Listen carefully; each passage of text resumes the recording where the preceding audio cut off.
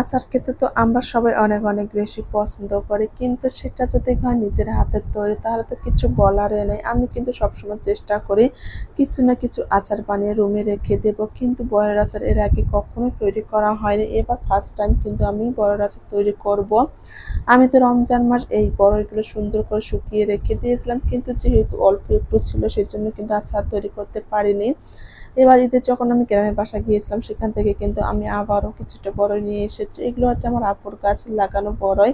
আসসালামু আলাইকুম এভরিওয়ান, আপনারা সবাই কেমন আছেন? সকালবেলা ঘুম থেকে উঠে কিন্তু রান্না বান্না করেছি। আপনাদের ভাইয়া মোরসালের কিন্তু এখন চলে যাচ্ছে, ভাবছি আমিও মোরসালের সঙ্গে যাই। বরাবর কিন্তু আপনাদের ভাইয়া স্কুলে মোরসালকে দিয়ে আসে, আমি শুধু ওকে নিয়ে আসি এবং টিফিনটা খাইয়ে আসি। যেহেতু ওদের সামনে পরীক্ষা এসে গেছে, ভাবছি একটু নিয়ে যাই আমি।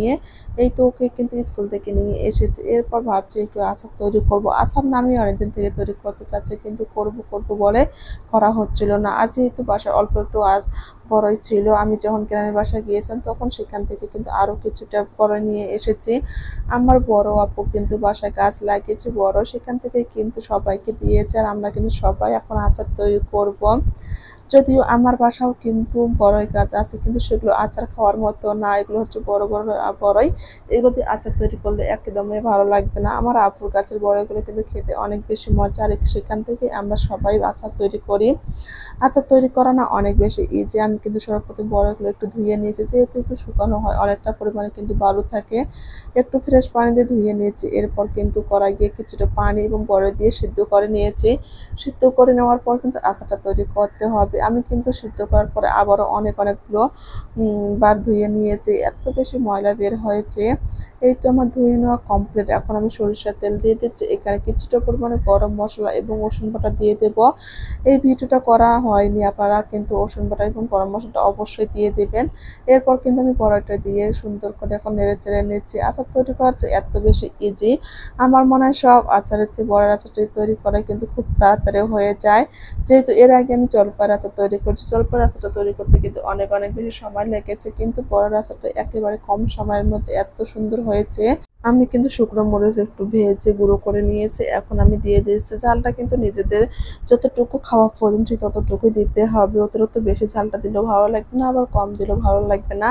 আর আমি কিন্তু মশলাটা সুন্দর করে এডি করে নিয়েছি। আচারে যে মশলাটা থাকে সামান্য একটু কিন্তু দিয়েছি, যেহেতু আমি আচার তৈরি করার শেষের দিকে কিন্তু মশলাটা অ্যাড করবো, সেই জন্য প্রথমের দিকে অল্প একটু দিয়ে দিয়েছি।